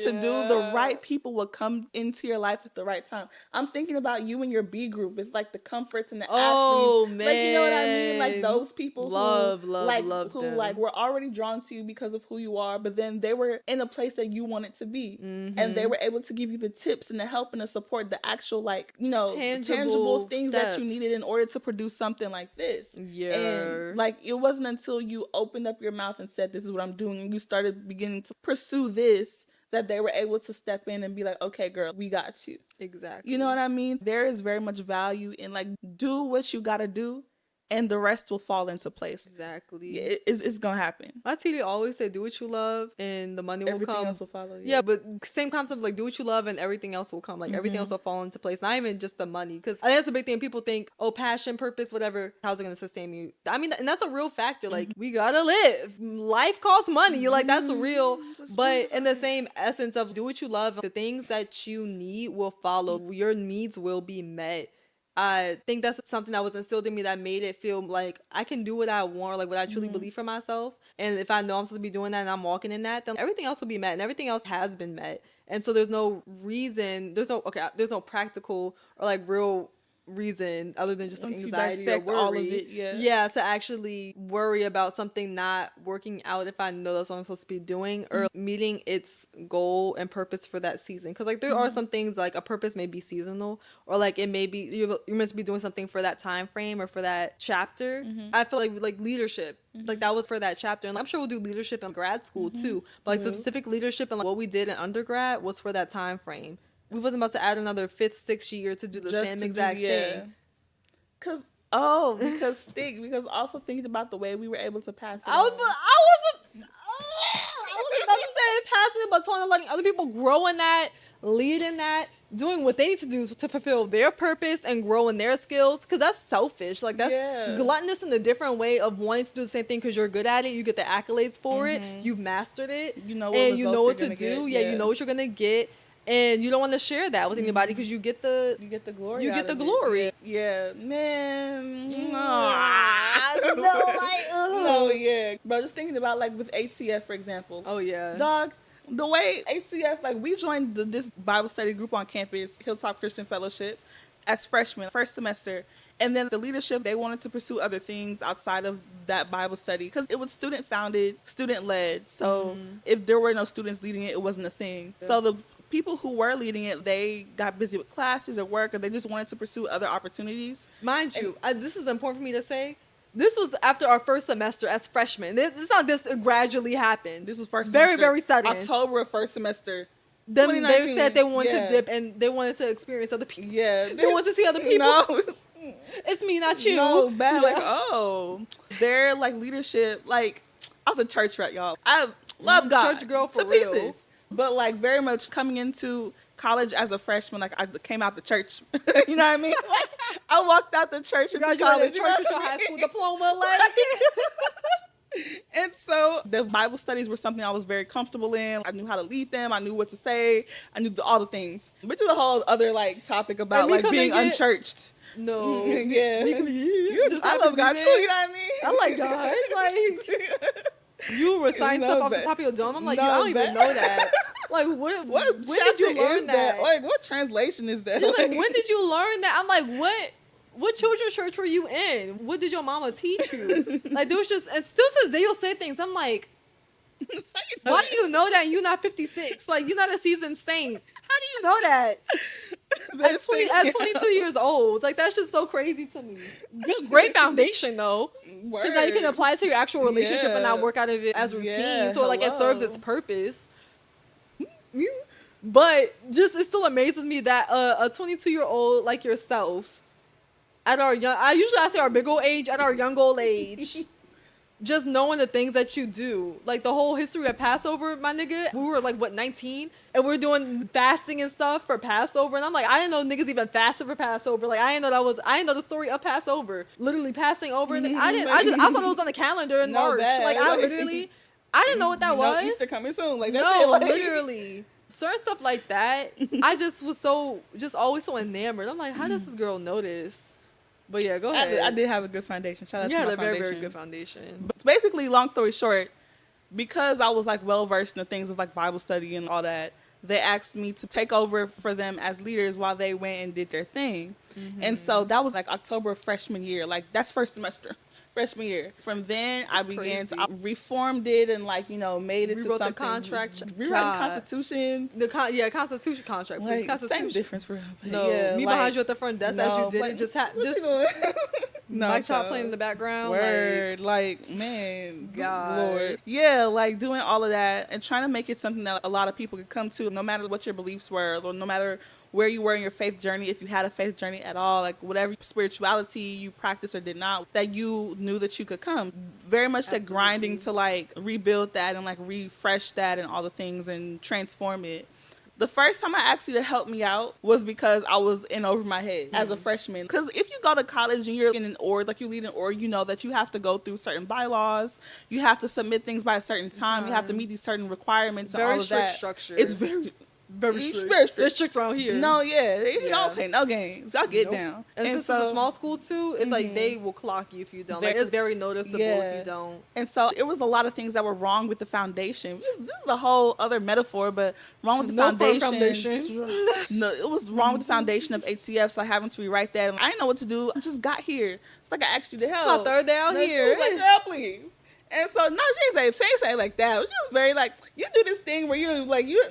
I don't want to deny it, but like, I'm not going to be rude and be like, girl, bye. But it's definitely like, oh, okay. Sure. I said, okay. No, yeah. I said, okay. yeah. But I got into my groove. Like, I knew how to lead it. I knew how to produce Bible studies, yada, yada, yada. Mind you, 3 months before, I thought Bible study was for old people. Like, I literally had never been to like a Bible study with like, people my age, so they had it at college, and I saw it at the involvement fair. And I was like, 19, 18-year-olds doing Bible study? Like, that's an option for us? And talking about relevant things to us, that was just crazy to me. I had already had the flyer and stuff, and I was like, oh, maybe I'll go, maybe I don't. And then you were going, you were like, girl, you come in? Like, let's go to Bible study. And I was like, okay. No, yeah. And that's how that happened. But I didn't even consider Bible study being for younger people. Like, I thought that's something my TD and my mama and all them went to on Wednesday nights. Real. Like, I just chilled. Like, I did my homework in the back. My mama didn't even consistently go. Like, it was other people I knew who went, like, Wednesday night prayer, went to Bible study, did all these other smaller group things. I'm like, girl, we go on Sundays. Is that not enough? No, like, it's only a 7-day week. We go one day. Why we need to go again? Now being in life, I'm like, baby, I need to go about 4 times a week. Like, you need a revival at the church show. No, so seeing you lead it and stuff, and then like, you inviting me, I felt like I was just so fresh in it to where I didn't feel confident enough to even, one, not to produce anything constructive, and 2, not nearly to the way I knew you could do it because of the foundation you had and the knowledge you had. I felt like that just simply was not my place, and not only was it not my place, but like, what could I do for real? And not in a way of like feeling insecure, but like simply just really not having the knowledge, like just not knowing. But you know, I stayed the course. I stayed under you. This is where we're going. Okay. Walk with me.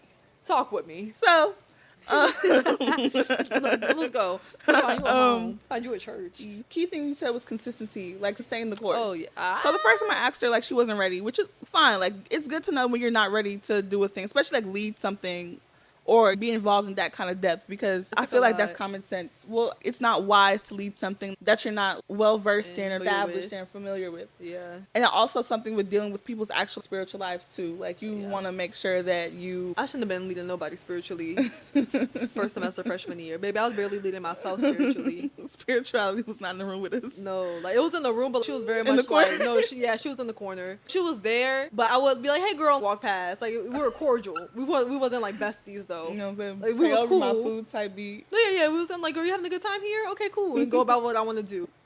No, I had no business. When it was a test coming up where, no, a little trial or something. No, checking when I need this person removed. I'm realizing now. Should have checked you before, but here I hear him now, girl. Help me, please. Please. Yeah. Anyways. Yeah. So, point of all that mumbo jumbo was that it took time. Mumbo? It took time for her to get there. But that was me asking out of my own personal need. Then that's good. So then walk with me. So then we got to a place where we had gotten in a routine of HCF. This was during COVID year as well. 2020. I think at the very end of 2020 or the very beginning of 2021, end of 2020 came. It was like December. I was thinking about how we extend the longevity, because also there were 2 things. One, I wanted to extend the longevity of HCF. I feel like it's important as leaders to know when and how to extend the longevity of the thing you're working on, so that it still stands long after you're gone. Yeah. And 2, I had planned on graduating not just a semester early, but a year early from school. Weeping every week and begging and pleading, and God answers and listens. So It answered me real well. We even walked together. That's crazy. in step, in stride. I was exploring my options. I was like, do I go to the parent organization of us and do I ask them for help or ask them to bring somebody in? Who do I go to? Basically seeking God on like what I should do about HCF. And then, long story short, Holy Spirit was like, where your friend at? Well, I'll tell you where your friend at. Her friend, me, I would go to Soaring Oak a lot of the time during that year during COVID just to get out the freaking room and get some breath and air and recharge. I recharge in nature. I like being in nature. I like being surrounded, journaling, whatever. And I went to Soaring Oak and I was journaling and I was taking my walk around campus. All 5 people on campus at that time. And I had grown a lot within that past year during 2020, like right when the pandemic happened. That's one of the moments I had one of the like closest encounters and interactions with God was like literally the beginning of the pandemic, coming back home, being home and having that shutdown. That was very much like a reset for me. Yeah. I felt much more equipped in my spirituality and I was growing and being led deeper.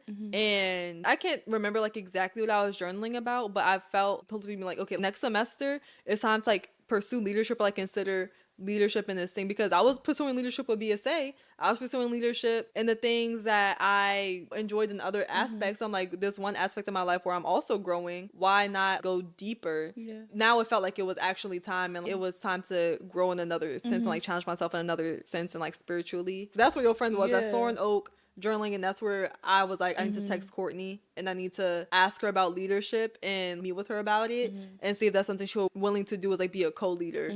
And I also kind of thought about it in the sense of like, if she really does leave me early, what does that look like? I'm like, I need to submit and go under her now, learn it, so by the time she does leave, I can do it well as well, because you did it really well. And that's not even just with HCF, but that was with BSA, like everything that we led together. You did extremely well, where I was like, there's fruit here that I need to take away from when it's my time. Because again, I was going to be the one lingering.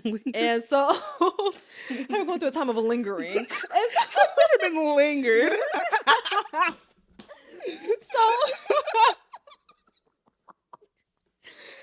I was thinking about it in a practical sense too. Of I need to basically learn from you and submit to you while I can, essentially, because I'm like, you're gonna be gone doing on your big one, and I'm gonna still be here, and I need to be able to do it well and not have everything burning like SpongeBob's brain with them files. It was similar, but I know for you it was probably like more urgent, or like you thinking about it from a larger sense because you're already in leadership. And for me, it was personal, and it was also thinking about what I can take away like for the time frame, like right now, because I'm like, if I wait another semester, there's not gonna be fruits or anything to take away because she's not gonna be here.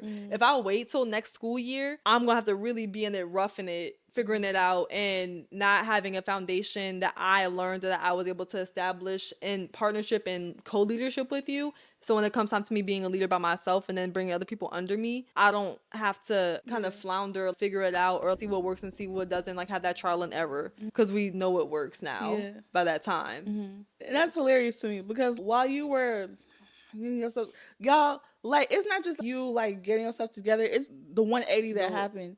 I had already been observing as a friend the way in which you matured. Just like the way you was not the girl I knew freshman year.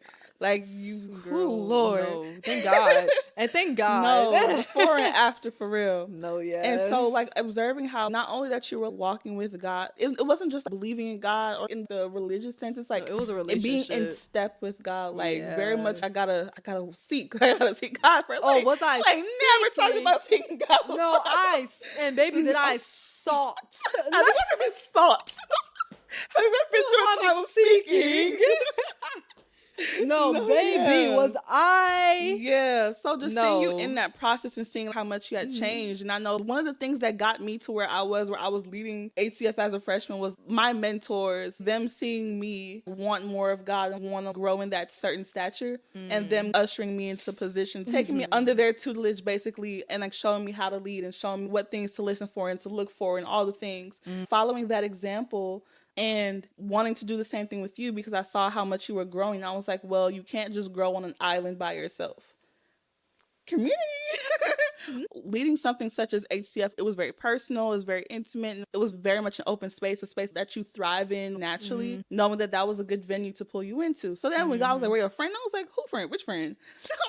the goofy one from New Orleans. No, like who? But no, like things like praying. Little red pastor. No, The little red pastor from Transformation. If they see this show, I'm talking to you, Charles. with love. Give me your pants. Sorry. But yeah, so like Me fully planning to DM this to them when we're done. All love. with The way love, they be for up there real. ripping each other, they be No, all right. bad. They No, be- it's okay. Yeah. with love and so much respect and No, honor. like hire me. No. But long story short, child, basically coming to you and like, okay, I see how much you're growing. Mm-hmm. This will be an opportunity for you to grow in more. Mm-hmm. What do you think? And you being like, I was just about to come to you. What do you mean? Like, What are you talking What are you about? talking about? What do you mean? I'm like, for real? I'm like, cap, so CAP, cap. CAP. No. Don't stop playing. No, but it was very much real. The point of that 30-minute story was that being in a relationship with Alexis, like even as we were still growing, we had not yet reached the point we were at now. Like we had a long ways to go before we even reached Didn't this we point. know? But just watching you and being able to observe you and know you and seeing how much you had grown in that way and how much being in leadership in this way with HCF would enhance your spirituality, and knowing that a thing like a community such as HCF wouldn't have been able to survive if it didn't have the right leadership or if it didn't have the right intentionality and the right kind of service towards it. It couldn't have grown and had become the safe space for so many people. Our little handful of people that it has. No, yeah, it was very cute. Intimate. Yeah. Yeah, very eclectic. Just another facet of the importance of that sisterhood or that siblinghood or that community and how that plays a role in advancing a thing from one level to the next. For sure. And then seeing you do that with me and mirroring it with me, and then thinking about me passing it off to the babies when we left, and bringing up people in leadership and making sure that they're afloat, and then staying available. Like even though we graduated, we're still fully available to the people who we did bring under us and have under our tutelage and under our our mentorship and our guide and with our insight and wisdom. I always said this to you, but your leadership and your leadership style, like we always Courtney's the brain and I'm the heart. Like we will always say that. Courtney, she likes to know, she has the knowledge, she has the do behind it. Like you're very meticulous and knowing it thoroughly. And for me, it's about how people receive it, how it hits, communicating it in a particular way, making sure it's actually hitting for people, and not only the knowledge of it or oh, here's the facts, here's what it is, the objective side of it, but We literally named this. We literally named our Bible studies Objective Part 1, Subjective Part 2. Oh, no, literally. No, we really did. Damn, that's so crazy. Yeah. And the objective side of it from Courtney, and both sides are extremely necessary. And then me being able to okay, this is how you practically apply it in your life. And this is what it means to you. And this is what it meant to me. And this is how it connects. That, I think that's why we work so well together, and lead so well together, because you need both those sides to balance. If you have all facts or it's strict, it's outlined, and it's just bland. Okay, now what? And then if you just have the heart and it's okay, well, where's that coming from? What's that rooted in? What's T for real? There needs to be that balance. I think that's why things that we embarked on together, the things that we did lead, it worked. And it worked beautifully. Yeah. Then trying to explain that to the babies and bringing up people and having people be also led in that, being it doesn't have to be intimidating to you, because that was our way. That doesn't have to be the way it is for you. You can have your own vision and take this on in the way that you want. Now, obviously, we're both removed from BSA. Not removed, we don't talk to them or nothing. We talk to them all the time. Yeah, we don't go there anymore. And so the ways that BSA and HCF evolve outside of us, we just have to hope whatever foundation we laid served it either for that time or still continues to serve. And that the people that we brought up under us are able to be autonomous and do things in their own way, but have the foundation to know and the mentorship to know to be called deeper and to be able to lead in their specific ways and experience that for themselves. Because you didn't overbear me, you gave me your guides. I needed that structure. I needed something to go off of, because again, I never led a Bible study. I thought Bible study was for the old heads. I had witnessed in that there's some things too where you can want to lead something, but you have to actually submit and be in it first. And I know Michael Todd talks about this a lot too, where there's things you want to be in, there's positions you want to be in, but you really need to just submit or need to actually be in there. First. You have to be a student, and you have to also steward over whatever you're given well. Yeah. And I didn't, it wasn't super intentionally, but I was consistent. I was in Bible study every week. I was there with you. I was there as you made Bible studies. I saw kind of how you worked behind the scenes, because we was just around each other all the time. And it was unintentional at that time, but thinking about how helpful it did end up being for me when it came time to be a leader and we did meet more intentionally about about it and you showed me the structure and it kind of made sense and you gave me the outline of like, this is, you know, what you do to prepare. This is, you know, what you can do, and having that foundation and me being able to tweak it, like being able to put my own spin on things once I had that foundation. Because I'm like, yeah, Courtney leads it like that and it's great and it works for Courtney. I don't be a copy and paste of Courtney, even though again, we're the same person basically. But I do not want to have it just be the same thing and then my way can maybe touch somebody in a different way. Because like, again, people aren't going to receive things in the same way.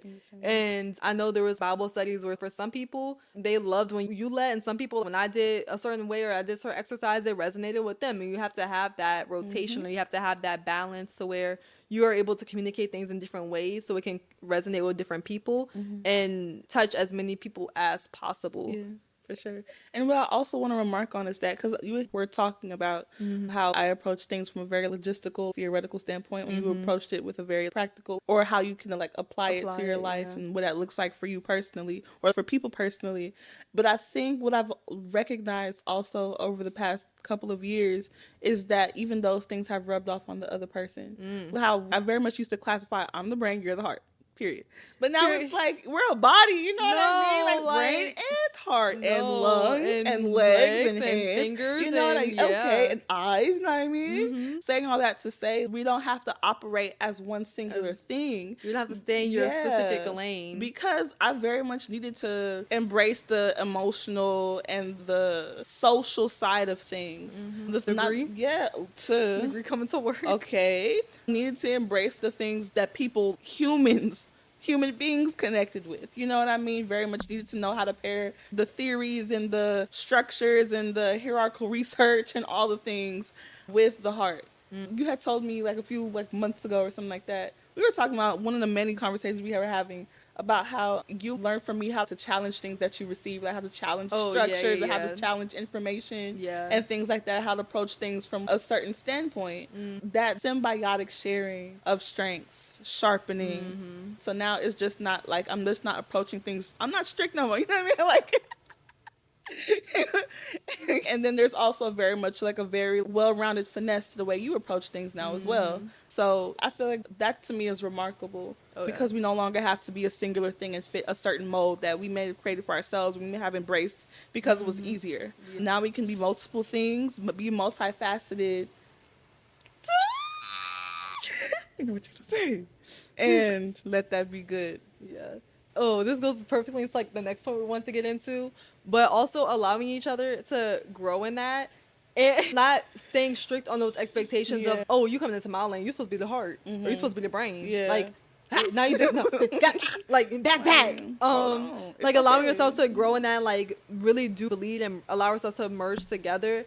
Because if we stay strict on those expectations, like held each other to what I thought or how I perceived you or what I thought you were supposed to be doing, or like, girl, you used to be closed off. Now you all up in my lane, want to know about what I do and my rituals and my routines and journaling. Like, back up. Oh, now you want to journal? No, literally. And that's and that can be for some people. That could be a pride thing too. Of like, oh, look at you copying me. Oh, look at you. Now you see I used to do this. Now you do this. And follower. It's supposed to be like that. Like, it's not supposed to be this linear thing. It's not supposed to be you sit on your track and I'm on my track. Like, it's supposed to come together as a union, as a body. And not even in a friendship, like as a community. And if you really want to take it there, as a body of Christ and kingdom.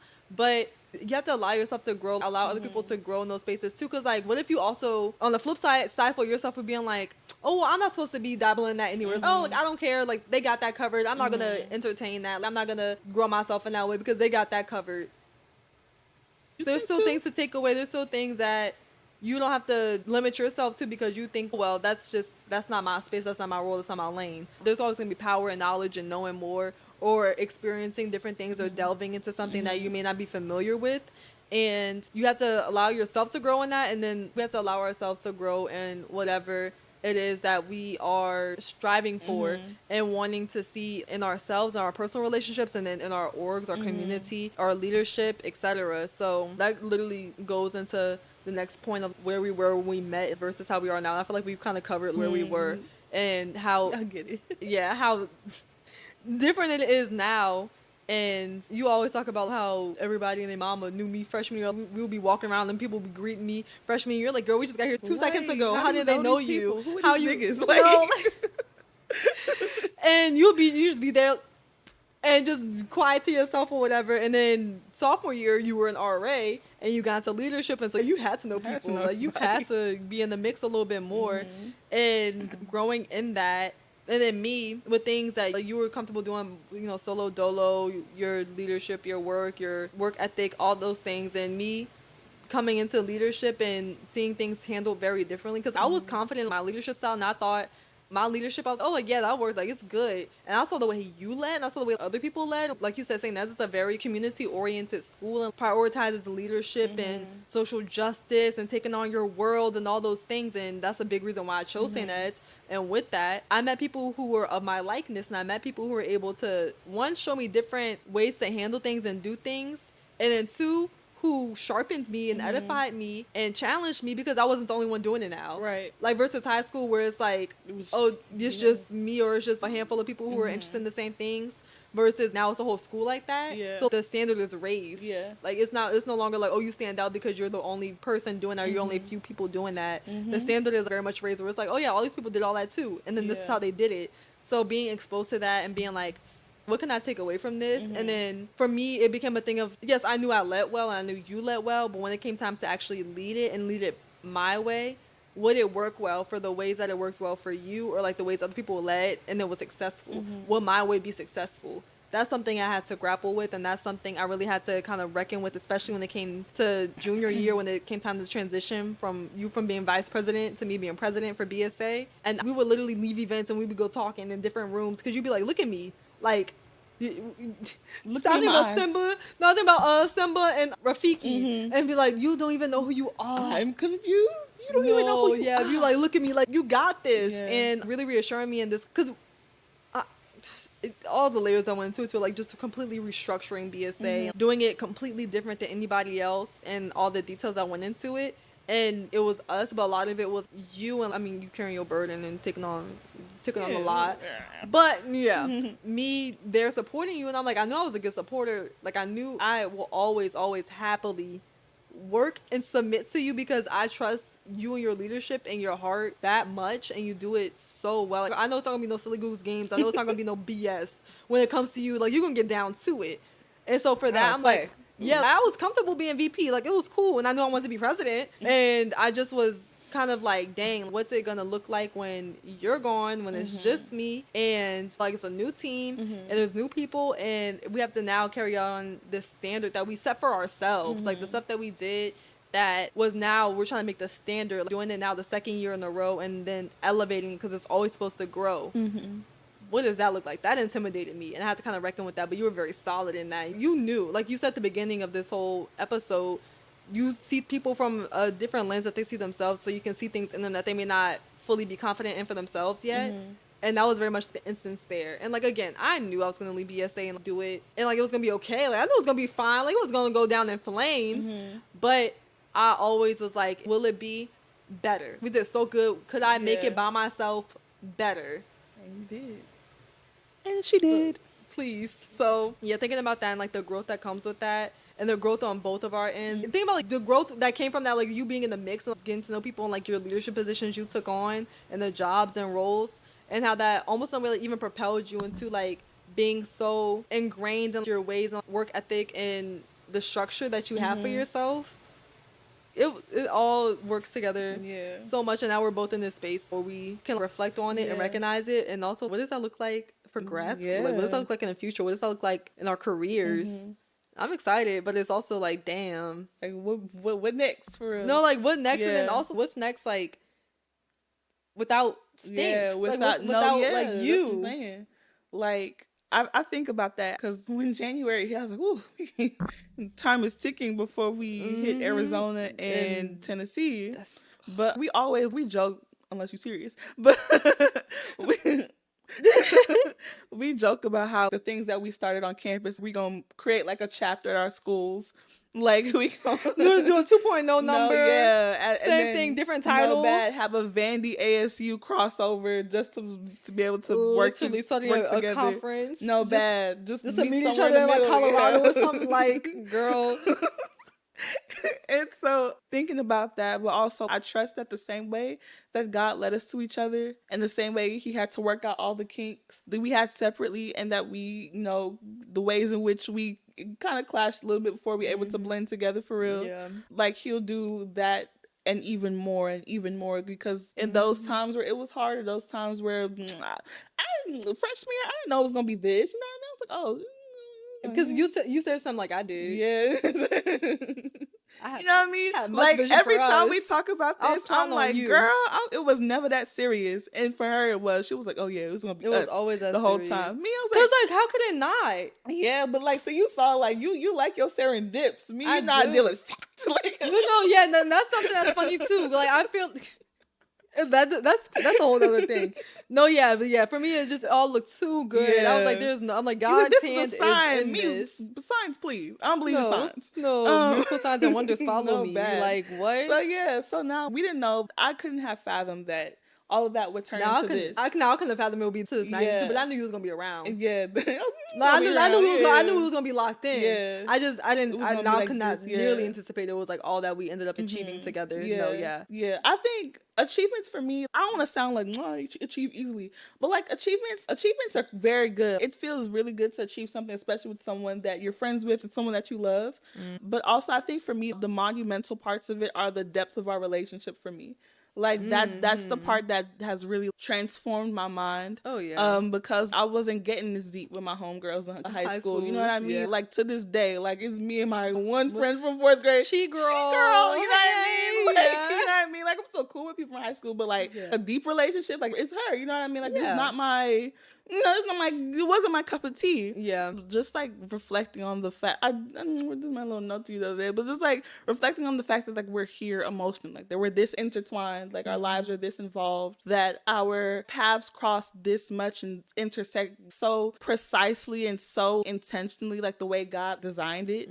That's the remarkable part for me. I feel like as long as we're in a space together, the accomplishments will come. We'll do things, we'll flex a little muscle or whatever, we'll establish a thing, we'll do a thing, it'll be fine, it'll be great. Yeah. But it's like the internal things that happen along the way that I think are the remarkable things, because this is a revolution for me, for real. Like I've been radicalized in love, like, you know what I mean? Like this is some bell hooks. Okay, hello sisters. Yeah. But yeah, that's the part that holds weight for me, for real. Yeah. And I think that's too, when I started this, like I was introducing you, a lot of people know us from the surface level or know us like from what we accomplished or we did, or like seeing us on campus and just goofing off and being just energetic and fun and laughing. But for me, it's so much deeper than that. Like obviously I enjoy all that stuff too, but it's so much deeper because the behind the scenes stuff, like the process of it all, like there really is so much growth and joy in the process and like enjoying the process, what it looks like us growing, even in times of friction. I just enjoyed every moment of it. Like I really, really did. And a lot of people, again, they know we're best friends. They know we got the same last name. The Reed like, girls, the Reed sisters. we know we lead the same thing. Yeah, like we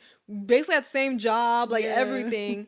And like they know, like we share a brain, but the depth and the actual heart and stuff behind it, the way you really do see me, like you know me, and like you know me in such an intentional way. And like now, the only person who knows me in those ways, I'm like, this isn't something that just happens. Like it's not something that just comes around once in a lifetime. And I told you so many times, I didn't think I would have a sister, a friend this deep. I thought I had to wait till like I was older, like in my 20s or like more established or whatever. Like I did not think I would meet friend for life, like really like truly like my best friend for life at the age of 18. And then embark on all the things that we did in college and at 19 and 20 and 21 and 22. Some people don't even experience that with their best friends in their lifetime. And I just feel so extremely blessed and grateful to have God be that intentional, to like to place each other at that time and do his work at that place. Because I just think about like, the one thing, like just really just working it all together. Like I want to go to college in DC. Like I want to be across the country. I have my own plans for myself, and being obedient and listening, even when I didn't have like the not nearly as strong as a relationship as I do now with God, but trusting that this is where I'm being led and like having like saying that's confirmed for me and all the people I met and like our friends and stuff. But it really is like such a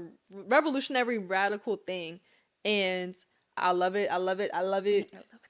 Yeah, it's beautiful, beautiful. And a lot of people, they may never see the actual intensity behind it, and they may know it, but it's really something you just gotta feel. Like, you just gotta know. And it was funny. I was talking about this. I was gushing to August about this, actually, like when we were catching up one day. But I was gushing. I was like, you know, Courtney, for real, as much as we joke and stuff, like, she really does, like, see me in such a different way. She knew all the details of what I was talking to him about at the time. Like, she knows all of it. Like, she had been with me through it. Like, Courtney's been with me in a lot of stuff that people either don't know or they knew, but they were still kind of removed from it. Like, you were in it with me. And for that alone, like, extremely grateful, and extremely, like, it really is like such a mind altering thing.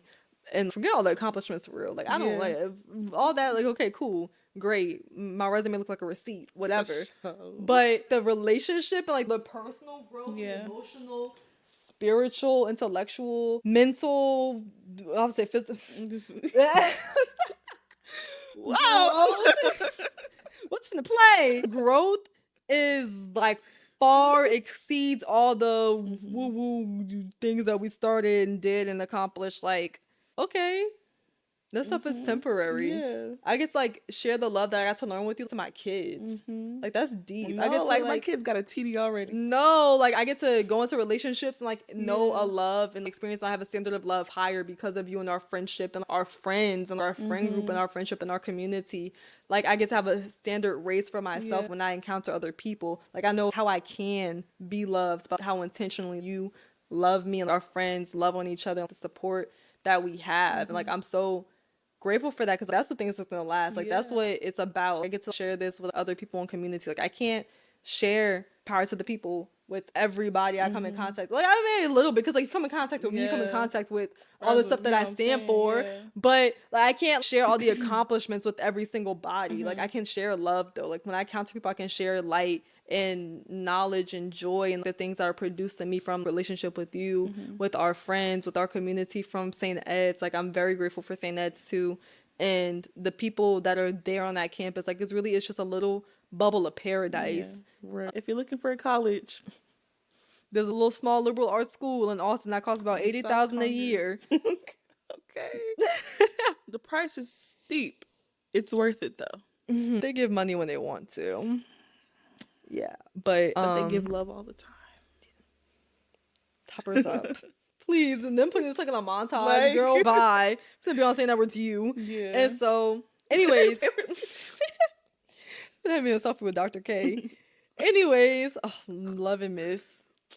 Anyway, I think that goes perfectly into community though. It's gonna be like a 2-part episode. Part 2. Oh, that's gonna be fire though. Come back to part 2. Into community. It's so good, feel like I'm dreaming. You don't have to feel alone tonight. Blossom on my love and like a rock. Let's show my water bottle. We have this.